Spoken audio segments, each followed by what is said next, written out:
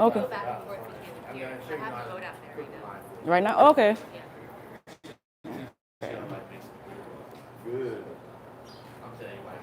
We cooked 4 the other night and they were good cats. All right, I guess we'll get started. Good morning. Good morning. Hi, my name is Julie, otherwise known as Salty Locs. Everybody's here, I guess, to learn about lionfish. Has anyone hunted before? We have 2 here. Okay, you haven't hunted lionfish before? You do any type of hunting? No, this one. No? Any spearfish? Okay, this is a really good fish to start with. You would be using a pole spear. So this is like a really good introductory fish. But let's discuss why hunting lionfish in the first place. Lionfish are an invasive species, which means they do not belong here. Invasive basically means that they do cause harm to the environment that they end up at. So some of the problems that we find with lionfish, they basically consume all of the native fish that we have here, which is the big problem. One of the biggest issues is that they eat parrotfish. Parrotfish help to control the algae that's on the coral. So when you don't have the right population of parrotfish, algae overgrows on the coral, and then we start losing our coral to that. So that's one of the biggest problems. They don't have any predators, so you could see how that could be a problem. They eat anything that can fit in their mouth. They are really, really greedy fish is what I like to say about them. The scientists have found that they can eat up to 30 to 40 reef fish in an hour, right? 30 to 40. And they are one of the animals whose stomachs can actually expand 30 times the size. So you'll find sometimes if you ever get really deep into lionfish that they have fatty liver disease, right? Because they overeat, one of the reasons. Another reason they're a really big problem is because they produce like crazy. So 30,000, I know this sounds ridiculous, but stick with me. 30,000 eggs every 3 to 4 days. That is a potential of 2 million lionfish just from one female fish. One female reaches sexual maturity in 1 year. Our other fish don't reach sexual maturity that quickly. Sometimes it takes 3-5 years. It depends on the fish. So in 1 year, a lionfish female can start producing, and they reproduce every 3 to 4 days. So as you can see, it's very hard to keep up with the population. There's nothing eating it. It's producing like crazy, right? So that's why it's a really big problem. So the most effective way is to hunt. So that's why it has started. So let me back up a little bit. They are from the Indo-Pacific, right? They were brought here. The theory is that they were brought here through the aquarium trade, and around the 1980s is when they were first spotted. And like I've explained before, they spread really, really quickly. So in no time, they moved from Florida and just spread all across. They're actually in the Mediterranean right now, which is a problem for them as well. So Mediterranean, Caribbean Sea, Gulf of Mexico, these are all places that they do not belong. In the Indo-Pacific, they're able to control them because the fish that are over there know what they are and actually eat them. Our fish here don't know, they don't realize that they're prey. Not to say that they don't get eaten by anything at all, but nothing actively actually eats them. So what will happen, you might be hunting and you might have some predators actually come around you. They are always looking for an easy meal. Okay, so it's not that these things cannot eat lionfish, they just do not hunt them on their own.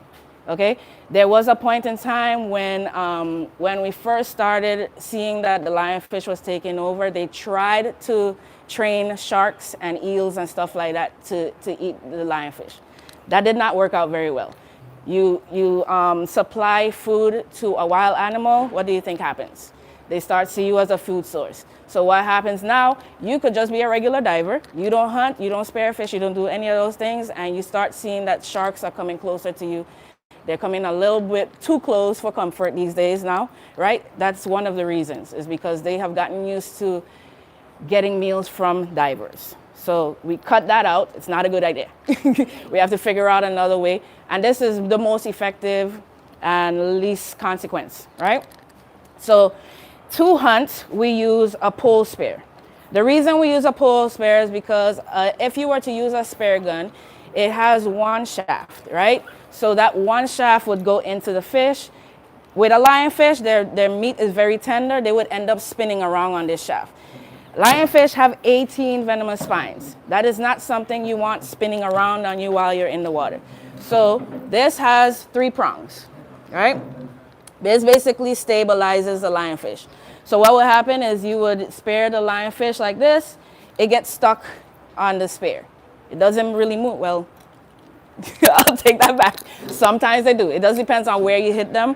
But this is why we also have these type of containment units. This is called a zookeeper. So you would spear the lionfish. You take the speared lionfish and you stick it into the funnel, right? When the spear comes back out, the lionfish is contained on the inside. You don't have to worry about getting poked by the spines. You do not want to get poked by the spines, okay? What envenomation looks like. Burning, stinging, really painful, has been compared to being shot. There are no reported deaths, right? It's just kind of the same as a bee sting, right? Very painful, but someone could be allergic to bees, right? Which could, now I don't mean in the sense of how painful they are, but it's the same type of scenario. No reported deaths, but if you were to have a really extreme allergic reaction, you could, right? But like I said, it's been quite a few years and there are no reported deaths. Yes, question? No, I was waving at Oh. the dive master there. Okay, no problem. You mean to demonstrate how I got stung off using that thing? So I've never got stung, but he has. That's what And happened. We in the water. You getting excited because there's a whole bunch of lionfish around you, and you're hunting lionfish. Don't do this. Don't stick your hand on the outside of this. What happens is you stick it in, and I got this stuck, and I'm trying to pull it out. I pulled it out like that, and in doing so, the barb of the lionfish came through and went right there, right through the top of my finger. And I had gloves on. Now you didn't think me. The barb went all the way up to my knuckle and came all the way out. My hand got this big and out. To the point I had like this big swell right there. They had to cut it out. Skin peeled off all my right here. Like about like this for like a month. Couldn't do nothing. so those are one of the symptoms: swelling, nausea, vomiting, And it happened tender in the area of the injection, dizziness, any of those things. So there's a myriad of symptoms from that. So we definitely do not want to get poked. The best way to avoid being poked is knowing everything about the lionfish. There are 18 venomous spines. Could you get the cooler? Can I bring one of the fish, please? Thank you. The lionfish has 13 spines at the top. It looks like a mohawk. Those are those are the dorsal fins. They are 13. Those are the most prominent. Those are the ones you see, right? These fins on the side, the pectoral fins, do not have any spines in them. They are actually used for them to hunt. They call their prey into a corner and just gobble them up. So that's one of the ways that they hunt. There are 3 spines on the anal fin, 1, 2, 3 in a row, and then on the pelvic fin, there's 1 spine on each fin, left and right side. He's gonna bring a fish so I could actually show you guys one of them that we caught yesterday, and I'll show you exactly where those are. That is the best way for you to avoid actually getting stung. You have to know exactly where they are. Best practices when sparing. The way a pole spear works is with this rubber band. It gets propelled by this rubber band. So basically you're going to take your finger, your thumb, and put it here on the rubber band. You're going to slide your hand as far up. And this pole spear has a grip, not all of them do. You want to be wearing gloves. Gloves are definitely your friend when you're spear fishing because it just gives you a better grip. Everything is more secure. But it's not that you can't, because there are actually places that will not allow you to wear gloves. Like if you go to Belize Some places in Dominica at the marine parks and stuff, Bonaire, these places that do not actually allow you to wear gloves, even if you are hunting lionfish. So you need to be used to doing it both ways. But gloves are easier on your hands. So you're going to reach as far up. You use this hand to like push down too, but you're going to go as far up on the spear as you can. And basically all you're doing is opening your hand and releasing. So you're going to be aiming for the lionfish. You're going to line it up. Don't get too close, but close enough to know that you're going to hit that lionfish once you release it. Because lionfish are really slow and they're not easily spooked. But if you get too close and if you breathe hard and if you like come in really fast, you're going to chase them away. So easy, slow movements. Get up to it as close as you can without it actually moving anywhere and release. Right into it. It's going to hit. What you're aiming for is the head. Ideal shot is the head. Head or on the side by the gill plate. Why is that? Their meat is super, super, super tender. So if you were to shoot it through the body, this shot and the propulsion from this spear could make it go all the way through. Why that's a problem is that when you put this in here, the resistance from the funnel can cause the lionfish to come up the spear. This is why you want to hit it in the head. Preferably, you want to catch them like this from the back, right? Because what's going to happen, you're going to catch them here. This is the ideal spot. And you're going to put it in this way. This way, the spines at the top lay down into the zookeeper. And not like this, because then you have to worry about the spines coming up. It gets crazy, right? If it goes through the body, it can easily force the whole lionfish to just come up this way. So ideally, I'll shoot this, kinda. It's right here, right? And then you're going to you're going to already have released this. So you're going to come at the top because this way you avoid poking yourself. And you're gonna go all the way in like, I usually stabilize it with my body and then I push it in, right? It's in there, it's not going anywhere until you open this cage back on land. Do we have any questions? No? Okay, let me go over where the spines are. So you see these at the top, there are 13 of these at the top on most fish, unless you see some kind of mutation. I still don't know what it is. I don't know if like they're born that way or maybe someone spared them and it came off and that part does heal. But sometimes there are humps in here and they might be missing some spines, all right? But typical lionfish has 13 venomous spines at the top. This is the anal fin down here and there are 3 hidden right here, right at the base. These are the pectoral fins that are on the side, but you see these kind of blend in. Those are the anal, no, that's anal. This is pelvic. This is a pelvic fin. There is one on each of these, one spine on each, and it's right here on the outside part of it, okay? So those are hidden. So you could see how you could easily end up poking yourself by those. But most prominent are at the top. These are like hypodermic needles that are sharp. So basically what happens is that you would get poked right here. These have been on ice overnight. I have learned over time of working with lionfish that the venom lasts in them after that up to 8 hours, okay? That doesn't mean you want to get poked because it's the same as like choking yourself with a pin. It's still gonna hurt, but you just won't have those symptoms of envenomation. So you can see, I think you can see them sticking out here, right? So basically, usually when you see them in the wild, they're all the way at the top and they flow a little bit. So they are completely covered, but they are there and you can see them. What happens is that you'll get poked and it goes through. And the venom is on the shaft of each of these spines. So it goes into the wound, and that's how you get the venom inside of your body, into your bloodstream. Now, this is not a situation where you pee on it, right? Yeah. This is not a jellyfish thing or anything. You don't put ice on it. You don't wrap it up with a tourniquet. The venom is denatured by heat. I'm not saying it's going to go away right away, but you want to get your hand in the hottest water that you can stand without it being hot enough to give you burns, right? You don't want to do it hot enough to give you, just warm enough to denature the venom. So that will help ease the pain.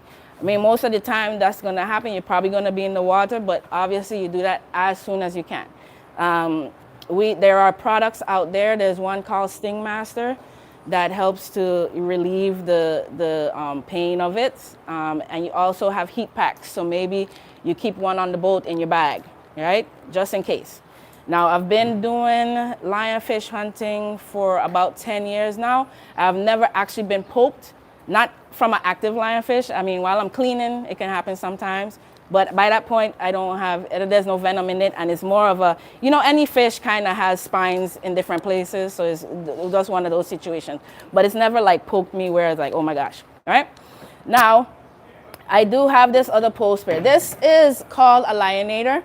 This is the short version. It's a travel version.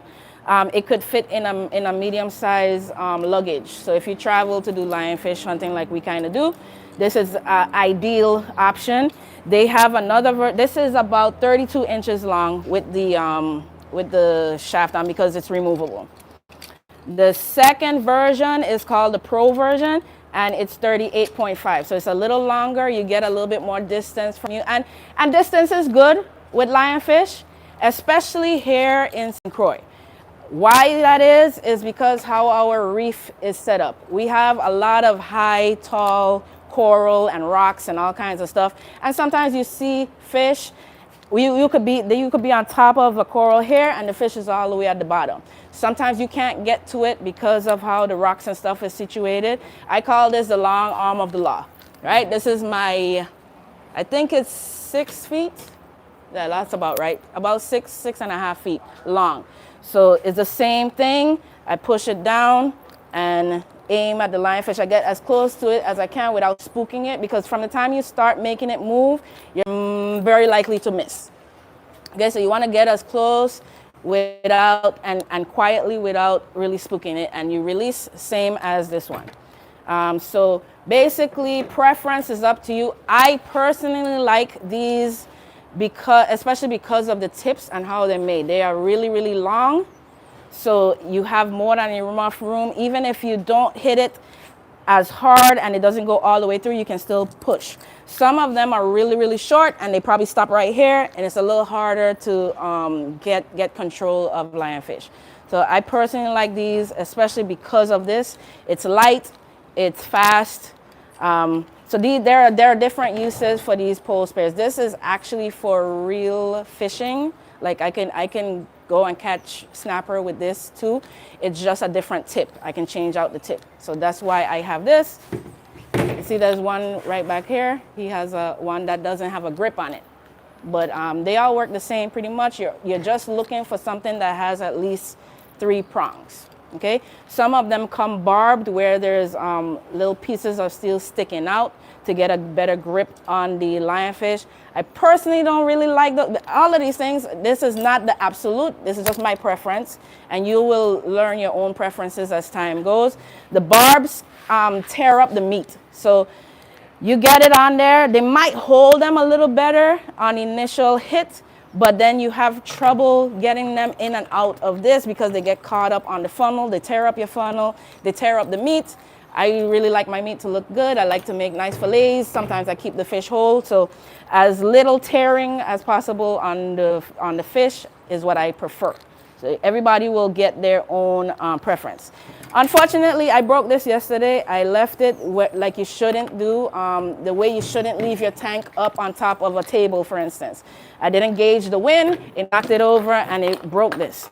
But in ideal circumstances, it would sit here, and this is called a sling that the zookeeper makes for this, and it would sit here, and it would pretty much perform the perfect handle for me. So basically, I tie it here and then here on me when I'm going out, right? And then usually I'll have it in my hand once I start hunting. You don't really want to keep stuff on you, food, for predators. There are moray eels, there are sharks. You always want to be able to ditch something that you don't want on you that a predator might come. I have never ditched my lionfish. I usually can pretty much stand up for my rights when it comes to, unless you, obviously if it's a really dangerous situation, you want to put it down and come back to it. But, like I said, you want to be able to have quick release, especially when you actually have stuff in here. The blood, the movement, those attract predators. So that's something you always want to be aware of your surroundings. Now, I think I've covered pretty much everything. Do we have any questions? Is it possible that sharks will come around if I start shooting lionfish? It is very possible. The sound, the smell, the movement, especially the movement, I've found. If you have, you maybe don't hit it in the right place and it starts doing this, that sends signals. Regardless of what kind of fish it is, it sends signals. Now, sharks, we usually don't really have a problem with it. They usually keep that. They might be, like as far as that gentleman there, they might be as close as will. They usually do not come in. They're really not often aggressive. If they do get aggressive, then you need to, that I personally, you kind of have to stand up for yourself, right? You kind of make it, you're supposed to have a buddy. So you guys get close together, make yourself bigger, right? Have your spear ready, poke it if you need to, if it gets close enough for you to do that. That usually sends them about their way. And they don't want anything, because if it's not going to be easy for them, they don't want to stick around. I'm not saying this is what's going to happen every single time, but this is the typical scenario, right? Yeah, go ahead. Moray eels. So oftentimes when we see morays, they're hidden in rocks. Not always the case. Sometimes they come out. I have actually had one. I saw it slithering around in the reef. I went about my way. I was above the reef. I was about this high and the reef is on the ground. And the next thing I knew, I felt a nip on my fin. I have long fins, but I felt something. I'm up in the water column. I should not be feeling anything. There's nothing that my fin is touching. I turn around and it's an eel.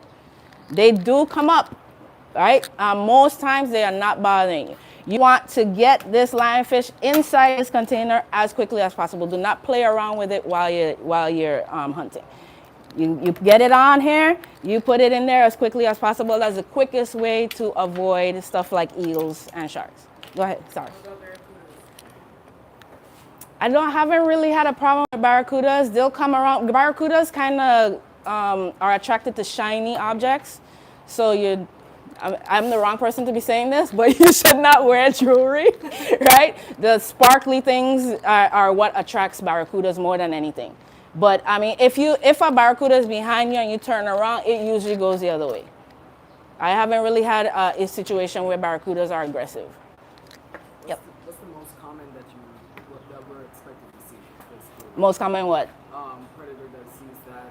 The most common predator? Yeah, that it's gonna see that once we capture it, and it's like, okay, there's the eels, and then there's the. I would say sharks, because you don't see eels. It depends on where you're diving to, right? You go out here, it's possible, but I find that it doesn't really happen until you're about 60 feet down, right? It is possible in 25, 35, but it's very always. We really haven't dove over there where a shark has not shown up. But like I said, it's usually not something we worry about. They're off in the distance. They're just checking out what's going on. You make loud bubbles, there's movement in the water. So they're there, but they don't ever really come in, So that's why you do want to stick with your buddy. The buddy system is the best option for you in these type of situations. There was a time when we went out on the boat. He was coupled up with someone else, and I was coupled up with someone. We went down, and basically what we do is we kind of took turns.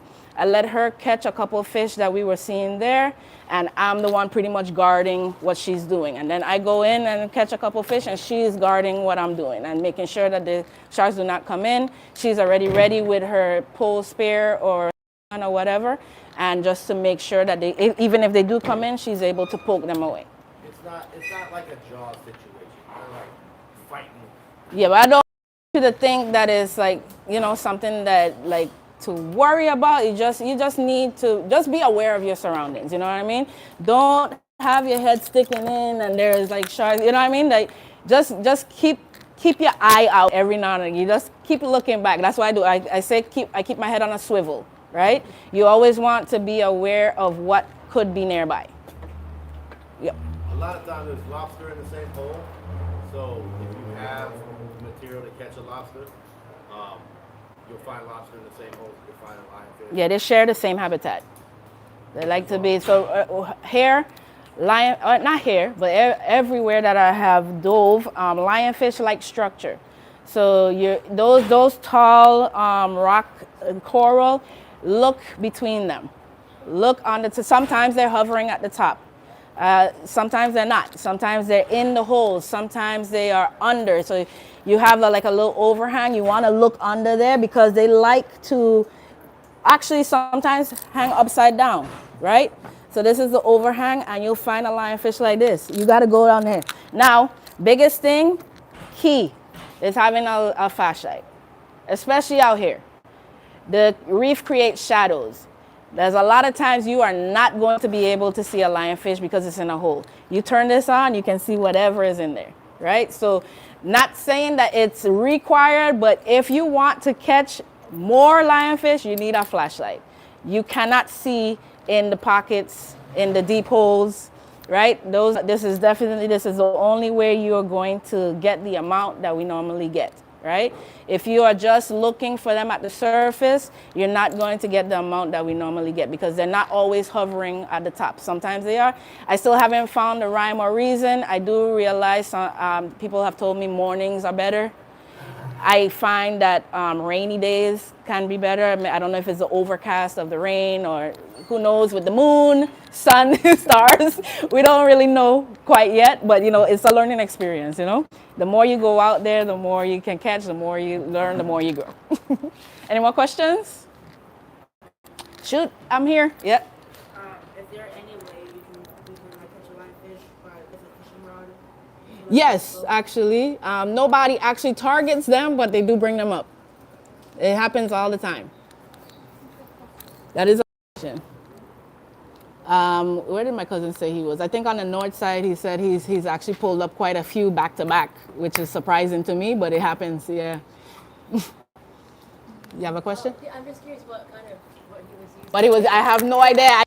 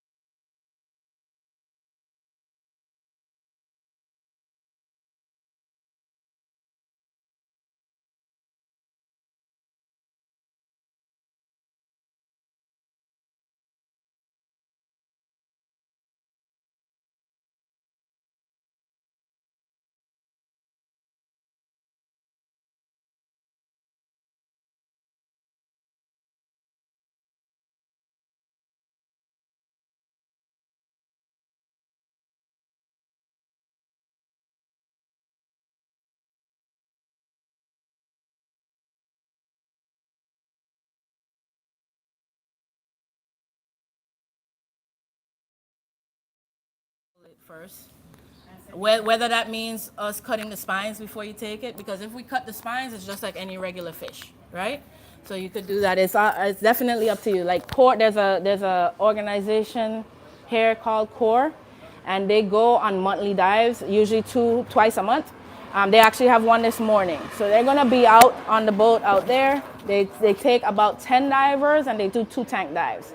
And you can when we come back from the dive, you can take your catch or you can leave it with the people there, because there's enough people there who either eat them or donate them. There's actually a lady here that does jewelry. So she buys the fins and stuff from you, because that's how she makes her lionfish jewelry. So we have so many ways of helping out and getting rid of them. They don't go to waste. They are, one thing I did not discuss is how they taste. They are phenomenal fish. It's not a fishy fish. If you eat kingfish, kingfish is very fishy, right? This is the opposite of that. They're not fishy at all. They're very mild flavored fish. I have a hard time saying what I feel like they taste like. The consensus is that they're similar to snapper and grouper. Kind of a mix of snapper and grouper, tender white flaky fish. Personally, I do all kinds of stuff with them. I can do from coconut lionfish, kind of like coconut shrimp, all the way up to fried fish. I do lionfish nuggets, because you think it's a waste of time to shoot a small lionfish. It makes a good nugget. I cut the head off, I remove the guts, take off the spines, and I fry it just like that, and you just eat around the bones. My son sometimes likes to eat the bones. He likes the tail for some reason. He says it's really crunchy and stuff. But I just tell you that to tell you how palpable it is. You can do anything you want with it. It takes on anything you throw at it. So it can take something as light as coconut lionfish to as heavy as, I don't know. I like blackened as well. So I fillet the fish, rub it in some olive oil, put some blackening season on it, let it sit there for a minute, and then just pan sear it. It's really, really good. Yes, question? Do you ever eat the livers? The who? The livers? I've never tried it. And somebody asked me about the eggs the other day. I'm like, I don't know if I'm up to doing that. Yeah.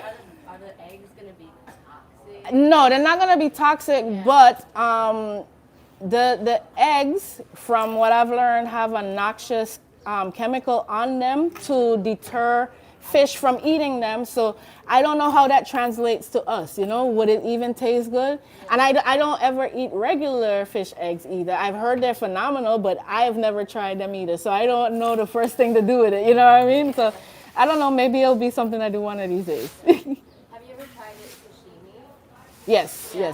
It's good. Yeah, there was a time when we were in Curacao, and right off the boat, they chopped it up. It had the wasabi sauce and the soy sauce and all that good stuff. It was right there. Yep.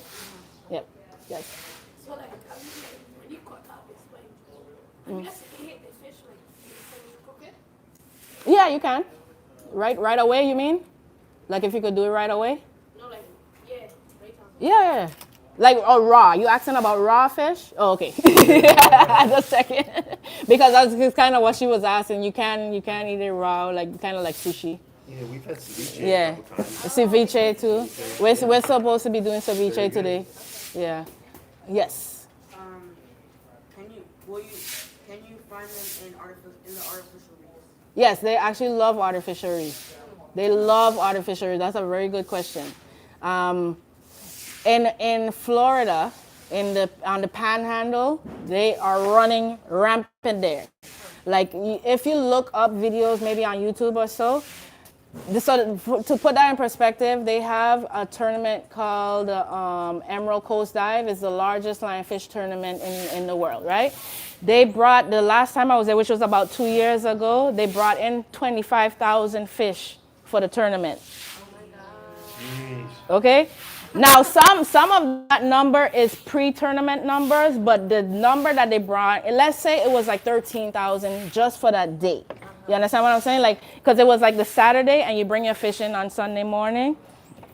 That's a lot of fish. And it's on artificial reef most of the time, and they're finding, I'm talking about just dozens of them all in the same location. That's my dream, right? And when we find them on the reef and I find like 5 or 6, I'm like, yay, you know. But they kind of used to that, you know. So. And yet you can't find lionfish on like any restaurant menu in Florida. Right. Yeah, it's something tough. And even here, I'm trying to do it here as well. Actually, I had a little bit of trouble with DPNR more than anything. That's actually what's kind of stopping me, right? I applied to do the commercial fishing license, got denied. Crazy, I know, but there are restaurants willing to do it. It's just not just demand. Well, one is demand, right? Because some people think the lionfish is poisonous. So that's one of the reasons I have my social media and I'm trying to bring awareness. It's not poisonous, it's venomous. You would literally have to be poked. You would have to be poked. You know, even if I cook the lionfish with the spines on, by the time it goes through the cooking process, the venom is denatured. Even if I was to get one right away in an hour, remove the guts, leave the spines and all the stuff out, if I bake it or fry it or whatever, you're not gonna worry about getting poked. There's no venom in there anymore. They denatures the venom. You know what I'm saying? So like people think that poison is kind of like puffer fish and you kind of have to do something in a certain way in order to eat it. That's not the case. The only reason you're removing the spines is to keep yourself from being poked. Whether that means just pain of a wound or actual venom because it's still a fresh fish.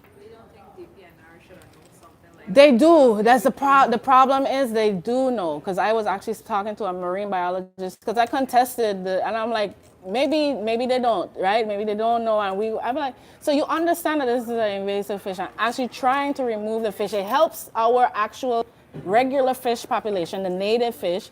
Why would you say no to something like that?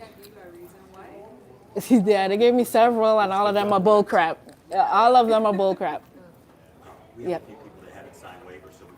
Okay. Yeah, I'm pretty much done unless anybody else has questions. Any more questions? No, but That was a good one, though. I'm super curious because at the end of the day, if you caught them and start educating the restaurants here, would it be an issue for restaurants? That's what I'm gonna do. Because I have restaurants that are ready and willing and able, you know, and more people are getting curious about the fish, you know. And as you guys will see today, you'll find out how they taste if you haven't eaten. You guys ate them already, right? You said? What are your thoughts? I like it. Yeah, we just cooked them 2 nights ago. Yeah. 4 of them. And how would you compare them to another fish? Yeah, it's very light. Very light, Very right? light, very easy. We love the ceviche. Deep End cooked one for us one time. Oh, yeah? I shot a pretty big one. Okay. Enough to where 6 of us got a little bit. So got a little sample? That was Yeah. good. So I like it. We went to Belize one time with our catch. We had filleted them already, like maybe 20 fillets or whatever, and we gave it to the kitchen. I was like, "Do what you will," you know. And they gave you sides, and we paid like $20 for sides with a full meal. It was really really good. We're gonna work around that though. We're gonna work around it, and then maybe they'll figure it out next year. Maybe they'll figure it out next year, and you know, I was trying to just do it the right way, but you know, yeah. Anybody else ate them before? You've eaten them? What do you think?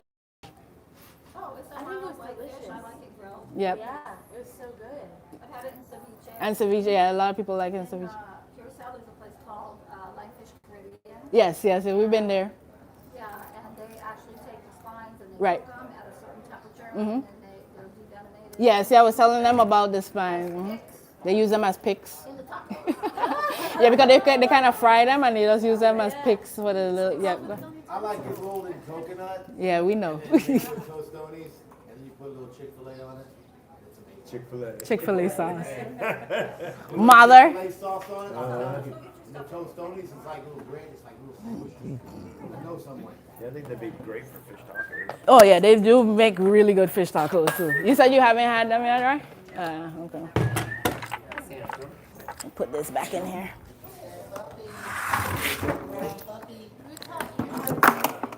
Who taught me how to spare fish? I didn't get taught how to spare fish. we started diving, my brother and I, and he actually moved away. he actually he went to go buy a small spare gun at a dive shop because he was just like, we seen all these fish, we like fish. He's a Rastafarian, so he likes fish, and he was like, I'm gonna get a spare gun. And I didn't like the idea because it's just the thing at that time. I didn't feel like I was strong enough to like pull the band because it's a different type of setup than this, right? And the band was really, really hard. I'm like, I don't have time for this because I can't even get it to the notch to hold. So I'm like, you deal with that. But then there was a dive shop that was kind of doing something like this where they were talking about lionfish and they were going out on a dive. That's really, really how I got started with it. And we just went, there was no training like in the beginning or anything. So we just went out on a dive. So I went out as a diver. I had already gotten a pole spare like this. Spined it in the water, so I didn't touch it. I had a long pole like this. So I'm like, okay, you deal with it, because I still didn't know at the time, right? I didn't have the information that I have now. And she despined it for me. I took it back, and it was a significantly large fish. It was at least 14 inches or so. It was a pretty big fish. She despined it for me. We took our catch as a group back to the shop, and they kind of went over, what lionfish is, showed us how to bare batter lionfish, and we tried it, and from there I just started, and it was just a learning process. And like I said, it's a good starter fish. So, if you want target practice, this is it. Yeah. It's a very mild fish, so like how you get that taste with mahi or you get the taste with wahoo. With this fish, it tastes like whatever you make it. It's like a cross between like a grouper and a snapper. Just very mild, very white meat. Very Yep. And I even tried the spare gun. That's how I can tell you, spare gun not a good idea. Because there was a day I think that I didn't have my pole spare or something, and he had his spare gun, and we saw the lionfish and we want to take it out, but like it's so much trouble because you have to figure out how to grab it so that you can stabilize it so that it does not poke you. So I did that, but I'm like, this is not a good idea.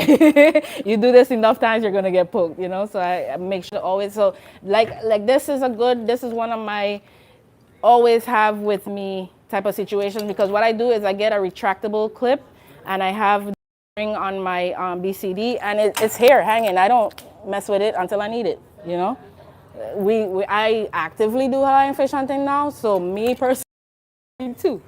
I got this one, and I have the longer one that I told you about.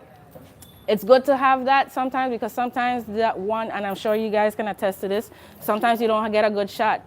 Sometimes you need a backup, and this is probably occupied in one way or another, whether it's holding on to that fish and you don't want to let it go and get it up, or you get it in a spot, and if you know that if you pull, it's going to get off.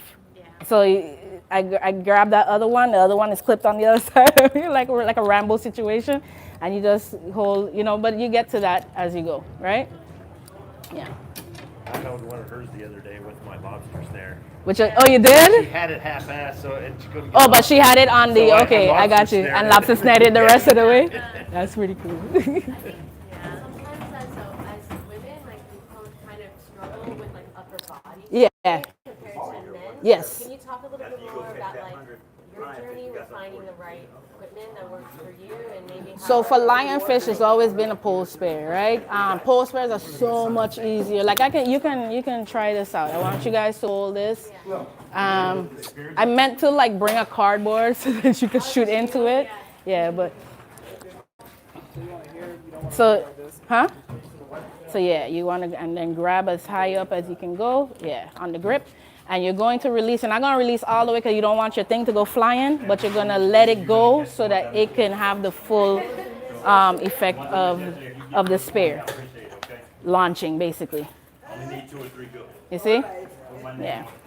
This one is really nice and powerful. Let me see if I could. Do you have different tips? Is this removable? Or Yes, these both, all of them do. Yeah. Okay, cool. But this one is, like I told you, this is more for fishing. Yeah. So it has different. It has the slip tip. It has the regular one with the flopper. Yeah. Yeah. Okay.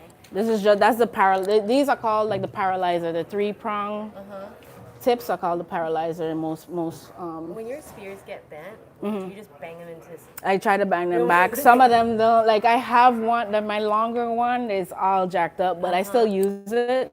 I kind of know what to do with it, but like, you know, it's you definitely want to bend them back as straight as you can, because then it messes up your shot, you know. Like it might go a little more to the left, but that is more so with spare guns. Spare guns were the harder thing for me because loading. Like right now I have a spare gun. It's 2 bands, but I got the person who made my original one made the bands long enough so that they were looser instead of that real tight and you have to really pull. But you know, eventually I build up that muscle, you know.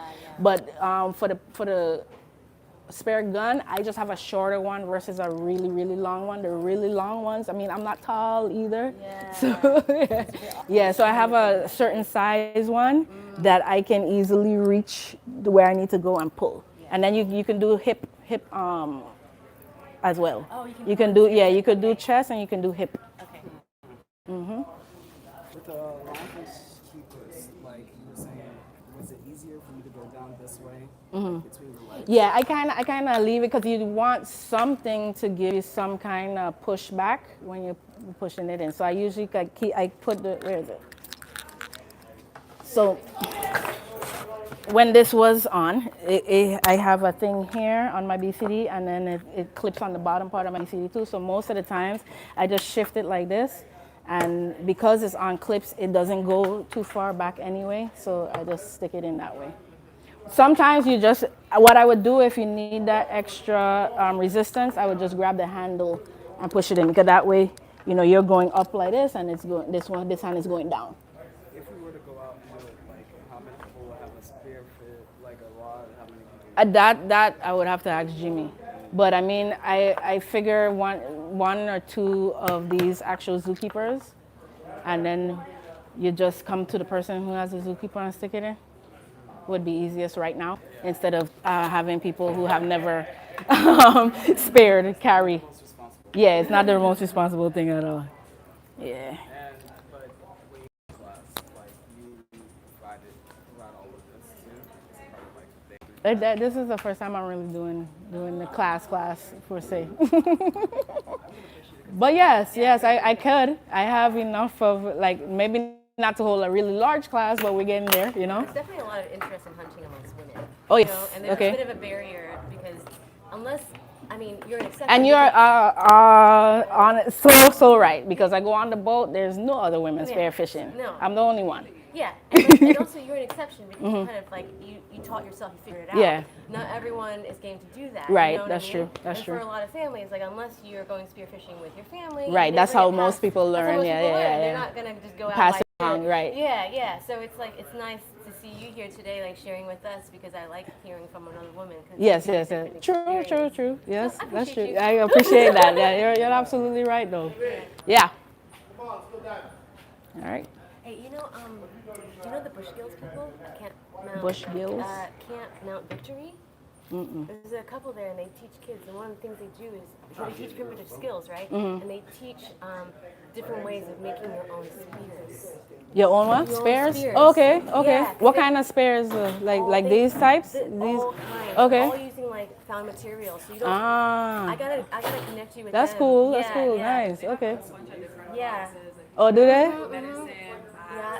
That's I don't. Never heard that. Yeah.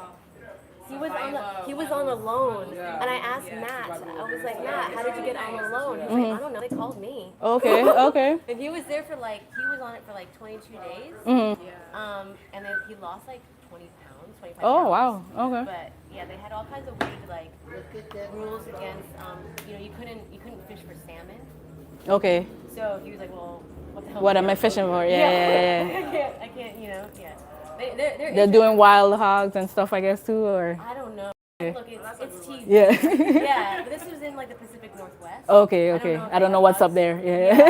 This on Netflix that they were showing like how they survived, like they had to be out there and survive in different areas. In different places, But yeah. at the same time, it's like it's television. You know True, what I mean? true. Like they're making drama here. You're correct, because to keep people watching. Yeah. True. There's fish here, but you can't hunt them. Right. Yeah. You're gonna make it extreme for you. It got me to come to one of the things that my partner got me convinced to come to St. Croix, aside from being born here, right? It was just that I saw the bush skills. That I Oh, yeah? I'm like, what am I gonna do when I'm down here? Yeah. Okay. Skills, and I saw that there was surfing school, and I was like, oh, okay. And then like I guess the guy who did surfing was off island, but then I saw Bushkas, and I've been trying to figure out how to get into it for the longest. Oh, they don't have reception, so you have to email them. Yeah, Matt and Carmen. But they're at the farmer's market a lot. Okay. Agriculture on Saturday, so you might run into them there. And you bring up a good point. I don't buy any seafood. I catch all my fish. Yes. I catch all my fish. I'm skeptical about like all the fish that's been sitting out there. Like, there was a guy yesterday that had straight up cum out on the side of the road. I'm like, Right, and then they don't have it on where's the ice. Yeah, that was one of my things when I talked to. I said, like, what do you want? Like, I'm not out here with a truck full. Like, dude, like, come on. What is it that I need to show you? This was Is it a You would think. it's next to next to Napoleon's over on Plaza East. Like they were right across from Napoleon's and Plaza East. Yeah. Like that because I work at Reliable Rentals, so I was just like. So as I'm I driving, know exactly I'm what you're like, talking about. yeah, That's I'm the same visual I have when I'm thinking about it. Sometimes they have like most of it on ice, like in a cooler. In a cooler, but there's a bunch on the truck. display, Yeah. like a card table size like this had a display, just had them all lined Yeah, up yeah. and everything like A sign would be better, right? spin a sign. Just spin a sign. Something. Like, you don't do stuff like Yeah, that. You're thinking of safety, you're thinking Yeah. of all this, but one of the most important things like for me was just being conservation and like getting involved in conservation. So like this to me when I heard it was like invasive. Oh yeah. No, Definitely, yeah. I'm glad that you came out. Yeah. And that's one of the things, that's why, hi, how are you? So that's, okay. Like, are they still here? Yeah, we're still here. Hello, Like, hi, very nice to meet you. famous. Yeah, like when Shane moved down, she was like, "Do you know this person?" And then like all your videos, I did Nice. not know that person. Yeah. And so I do a lot. So you talk about conservation, I do a lot. Not that I don't shoot other fish, but I do a lot more lionfish. It's just, that's what we're trying to do, right? We're trying to help out. We're not trying to harm. We're not trying to hurt. But every now and again, I want a different taste of a fish. You know what I mean? But I'm not overdoing it, right? I can overdo it with that. There's no limit, and you're helping out. So, and it's just easy, It's easy, it's fun. It's fun. You guys are probably going to get addicted. Oh, I just want to put that warning out there. You're probably going to get addicted, okay? It's really. I can't wait for you guys. Do you guys live west or east? I live east, but we come down here a lot. Connect afterwards, because like I prefer just going out with them. Okay. In general, because like we just see more what's going on. That's true. You're not wrong. You're not wrong. Listen. You've been like fish hunting a lot. No. I've never. No, she's never done it I've yet. never lined fish hunted. Or just you for scuba diving. Like, you've been Yeah. No, just for like just literally walking through the world. Yeah. True. It starts from there, right? It starts from there. You're not wrong. You're not wrong. The thing that I always see that's like next to Jollymon. Yes. It says Shalama. It starts with an S. Oh yeah, scofflaw. Scofflaw. To scoff at the law. Yeah. I think I saw you when you were like paddling. Oh, yeah? I was with Brett. And Oh. Yeah, I'm the one that works on Jollymon. Yes. Yeah. Okay. Nice to meet you. Yeah, we're neighbors now. Yeah. Nice. Yeah, Yeah. your daughter is Penny, right? Pebble. Pebble. Yeah. That's a cute name. Yeah. My daughter's a fish. Yeah. Yeah. She's awesome. I met her for the first time. Well, you definitely need more diving buddies, so this will be great. Did you come here to work on Jollymon? Yeah. Part time. Oh. Yeah. Wow. Every Saturday I'm usually for sure there. So Yeah. since I'm done here, Yeah. switch out and And just go over hop there. Yeah. And you live here or St. Thomas? I do live here. Yeah, I'm from St. Thomas. Okay. I couldn't tell from your videos. but Yeah, I know. Oh no, I have seen so many of your videos. Have you? Yeah, I have so many videos. And I'm like, oh, she's That's cool. That's cool. No Yeah. social media, but Yeah, like, yeah. I YouTube the hell out of it. Oh, okay. Well, that's social media. You got some fans But that's cool. That's cool. I like that. That's cool. That's No, cool. I didn't mean to crash the party, but No it was worries. so much fun. Like, Thank you. Was it just the 4 of you going out? No, there were at least 3 more, I think. Yeah. Well, one is a female. This was like, oh, that was a cool huddle. Yeah. It was. Been good. But yeah. So much fun. All right. I guess let's figure out what's going on here. Did you name anything then? at the end of last season. Oh, back in the park because I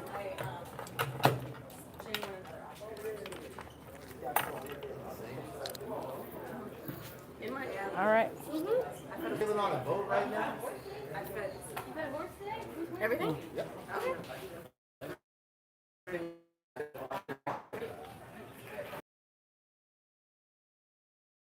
My shirt. I put my shirt over the cover. Going that way, and then you see the big flow, like in that area. No, the big flow sitting. The big flow.